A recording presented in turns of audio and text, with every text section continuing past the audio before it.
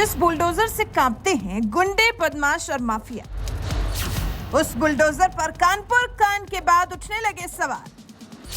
Bulldozer पर गरीबों की झोपड़ी तोड़ने का लगा आरोप। क्या सीएम योगी की चेतावनी भूल गया पुलिस प्रशासन?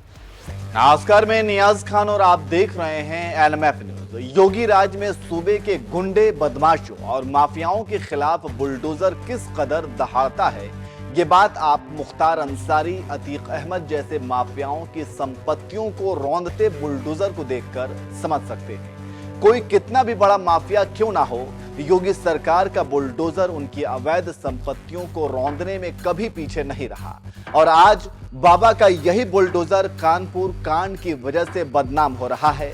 तो एक बार फिर सीएम योगी की वो चेतावनी याद आ गई जब उन्होंने साफ तौर पर कह दिया था कि बुलडोजर किसी गरीब की झोपड़ी, दुकान या ठेले पर नहीं चलेगा।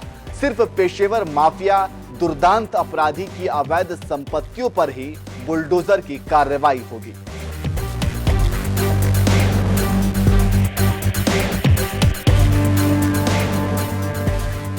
दरअसल जिस बुलडोजर की पहचान कभी निर्माण से जुड़े काम की वजह से थी, योगी राज में उसकी पहचान एक ऐसे यंत्र की हो गई है जो विकास भी कराता है और माफियाओं को भी रगड़ता है। और ये बयान खुद सीएम योगी ने यूपी चुनाव के दौरान एक रैली में दिया था। और आशीर्वाद जब है तो भाइयों बहनों, उसमें हम लोगों ने एक यंत्र विकसित किया है। वह एक्सप्रेस हाईवे भी बनाता है और माफिया और अपराधियों को भी रगड़ता है। मैं जब आ रहा था, मैं देख रहा था यहाँ पीछे 4-4 बुलडोजर खड़े हैं। जिस बुलडोजर एक्शन के दम पर सीएम योगी ने यूपी की सत्ता हासिल की, जिस बुलडोजर ने यूपी में कानून का राज कायम करने में बड़ी भूमिका निभाई, आज उसी बुलडोजर पर सवाल उठने लगे हैं।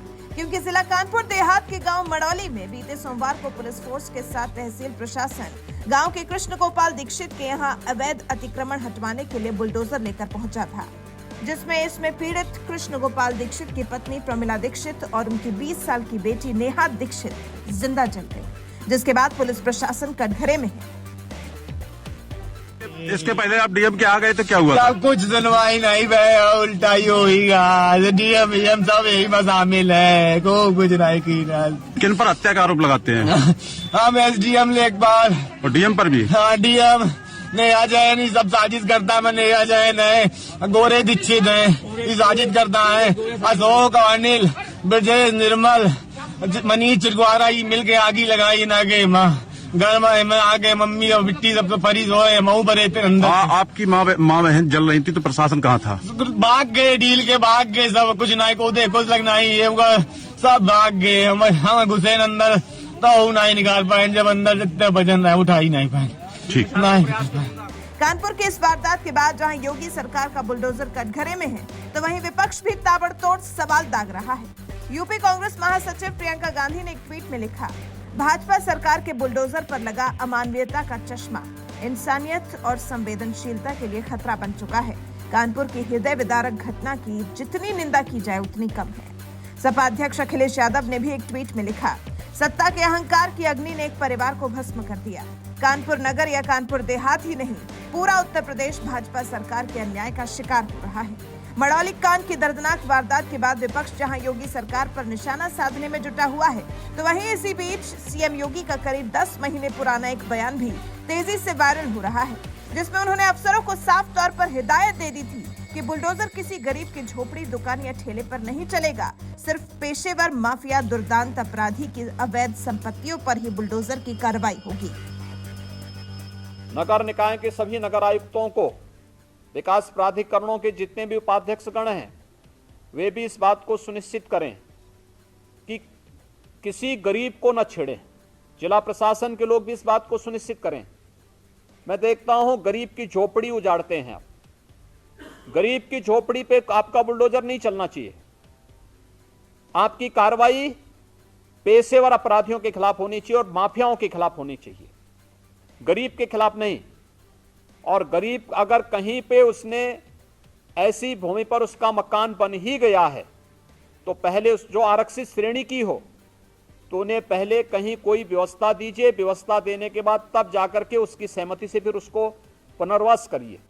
हम लोगों ने अब तक 2500 करोड़ रुपए की संपत्ति माफियाओं का, पेशेवर माफिया, इसमें पेशेवर अपराधी भी हैं, भू माफिया भी हैं, खनन माफिया भी हैं, वन माफिया भी हैं, पशु माफिया भी हैं, इन सभी माफियाओं से जुड़ी हुई उस संपत्ति को जब्त किया है और उस पर प्रभावी कार्रवाई चल रही है। लेकिन अपने आशियाना बनाने के लिए, अपना घर बनाने के लिए अगर किसी गरीब ने सार्वजनिक संपत्ति पर कहीं पर कब्जा किया या उसने अपनी झोपड़ी डाली हुई है, तो उस झोपड़ी को तब तक प्रशासन नहीं हटाएगा जब तक कि हम उसके लिए व्यवस्थित कोई सुरक्षित आवास उपलब्ध न करा दे। प्रदेश सरकार की जो एंटी भूमाफिया टास्क फोर्स की कार्रवाई है, यह कार्रवाई पेशेवर माफिया और अपराधियों के लिए है, किसी गरीब निरीह कमजोर व्यक्ति के लिए नहीं है, और उसके प्रति एक संवेदना और सहानुभूति हमारी पूरी होनी चाहिए। सीएम योगी ने पहले अफसरों को हिदायत दे दी थी कि गरीब की झोपड़ी पर बुलडोजर नहीं चलना चाहिए। अगर सरकारी जमीन पर किसी गरीब ने कब्जा किया है तो सबसे पहले उनका पुनर्वास करिए, उसके बाद कार्रवाई करिए। सीएम योगी ने यह बयान उस वक्त दिया था जब पिछले साल अप्रैल में ग्रेटर नोएडा के परी चौक के पास अथॉरिटी के कर्मचारियों ने जेसीबी से गरीब की रोजी रोटी को तहस नहस कर दिया था। वो गरीब युवक अपने ठेले को न तोड़ने की दुहाई देते हुए जेसीबी के नीचे लेट जाता है, लेकिन इन सरकारी कर्मचारियों को जरा भी फर्क नहीं पड़ता। तस्वीर वायरल होने के बाद लोगों ने बुलडोजर की कार्रवाई पर भी सवाल उठाया था। कानपुर देहात कांड पर एक्शन। सीएम योगी ने पिछले साल अप्रैल में ही चेतावनी दे दी थी कि गरीबों की झोपड़ी पर बुलडोजर की कार्रवाई नहीं होनी चाहिए, लेकिन चेतावनी के बावजूद कानपुर देहात में एक झोपड़ी पर बुलडोजर की कार्रवाई की गई और इस दौरान 2 लोगों की मौत भी हो गई, जिस पर जबरदस्त हंगामा मचा हुआ है। तो वहीं इस दर्दनाक घटना के बाद रूरा थाने में मैथा तहसील के एसडीएम ज्ञानेश्वर प्रसाद, रूरा थाना एसएचओ दिनेश कुमार गौतम, लेखपाल अशोक सिंह, जेसीबी ड्राइवर दीपक, मड़ौली गांव के ही रहने वाले 4 लोग अशोक दीक्षित, अनिल दीक्षित, निर्मल दीक्षित, विशाल और 10 से 12 सहयोगी अज्ञात समेत 3 अन्य लेखपालों के खिलाफ 302, 307 सहित आधा दर्जन धाराओं में केस दर्ज हुआ है। साथ ही 12 से 15 महिला पुरुष पुलिस वालों पर कुल 6 धाराओं 302, 307, 436, 429, 323, 34 में एफआईआर दर्ज की गई है। इन आरोपियों के खिलाफ जहां एफआईआर दर्ज कर ली गई है, तो वहीं दूसरी तरफ योगी सरकार ने भी आरोपी अफसरों के खिलाफ कार्रवाई का डंडा चला दिया है। मामले में जेसीबी ड्राइवर को गिरफ्तार कर लिया गया है, जबकि एसडीएम ज्ञानेश्वर प्रसाद और लेखपाल अशोक सिंह को सस्पेंड कर दिया गया है। इतना ही नहीं, जिस रूरा थाना इलाके में ये वारदात हुई है, उस थाने के प्रभारी को भी हटा दिया गया है।